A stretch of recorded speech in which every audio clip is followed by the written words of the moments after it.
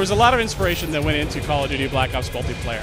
Now, traditionally on Call of Duty, you get new weapons, new perks, new maps, you get all that stuff, and we needed to do that. We need to do that exceptionally well, and I actually think we've done that this year.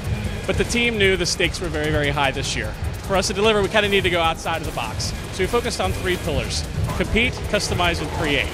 So on the compete side, we've added this combat training mode, which gives new players the opportunity to basically get their feet wet in multiplayer, but also add a very cool, new, and compelling game mode that allows you to basically play co-op with your friends. The other thing we did was add Wager Match, which basically takes this idea of a Call of Duty currency that we've introduced and allows you to put it on the line to earn more currency or, unfortunately, lose it. It's a very fun game mode. I think for my guys that play it and me, it's probably the biggest adrenaline rush that you actually get, and it's a lot of fun. So that's the compete side. On the create, we've added this cool new theater mode. And the way the theater mode works is that you can go into your basically all your recent games, and you can play any game back as a video that you actually played. Now the cool part is it's got full DVR controls and camera controls. So I load up the match, I can go in third person, first person, break the camera, follow my guy around, and I can follow any other player around. So let's say I'm playing with someone who's really good. I'm like, wow, how does he do all this stuff? What's his loadout? I can just break the camera and follow him around and see how he plays. There's also another cool component to theater as well. On Call of Duty this year, we've introduced this idea of a player card. So normally when I go into the game, I can go look at your name and say, okay, here's this guy, he's level 54, and that's what he does. Now think of it as your Call of Duty baseball card. What you can do is you have 6 slots that you can put all of your different theater modes that you've made and put them on your player card. So let's say you had an awesome kill streak, or you made a cool video that you mashed up with the theater editor. You can then put that on your player cards for when anybody goes to say, hey, who's that guy? Oh, wow, this guy's awesome. He's gotten all these cool kill streaks. Or he had this awesome, really funny tomahawk throw. And it really gives, again, players identity of what they are doing with the game.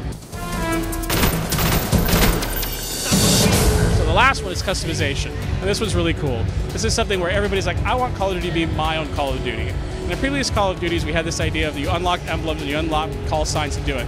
Now we're giving you the ability to make your own.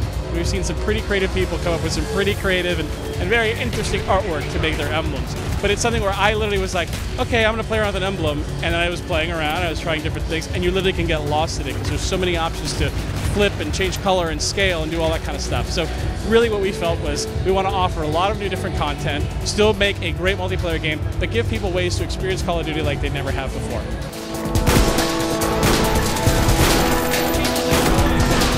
Combat training was actually something, as they mentioned, was a development tool to see how multiplayer worked, how the enemies, how things were behaving within the world. Now the way that it works is that there's different levels within combat training. So at beginner level, the AI is going to move a little bit slower, give you a basic idea of like, okay, this is how my guns work. I want to get familiarity with the map. I don't know what a Willy Pete is or what a flashbang is. And you can just try those out. So it's really this idea of creating this environment where it's safe for you to play and get your bearings. Now, as you actually level up, or actually change the difficulty level in combat training, it's actually a great warm-up, at least for me. Before I go online, I always take about 1 or 2 matches to kind of get my bearings and everything ready, and that's one of the things that combat training can do. Now, the other cool thing about combat training, it's really a co-op mode. So you and I could be over at my house, we could play combat training together. If you're over at your place and we have a bunch of other friends together, we can jump on and literally play combat training. We could be like, you could be with you and 2 other bots, and I could be with my buddy and 3 other bots, and you can basically create matches and try them out with a lot of bots against a very small team. So there's a lot of variability that you can do. And I actually think that this mode will be a great sort of taster for people that are sometimes intimidated by Call of Duty multiplayer, and they can have their own multiplayer experience that way. My favorite kill streak. Well, there's different ones for different reasons. I love the gunship. That's a player-controlled helicopter, something new for Call of Duty. Napalm is awesome because it looks just incredible. And then the RCXD, which is the remote control vehicle, is a lot of fun because literally it's fun chasing people down in the map. So there's a little bit for everybody. What is going to shake the foundation of multiplayer? I think when people get their hands on Wager Match mode, see what it is. We've added these 4 new game modes within Wager Match. We actually think people are going to go, wow, it's so basic, but it's so much fun. And that's one of the things that me and my team play all the time.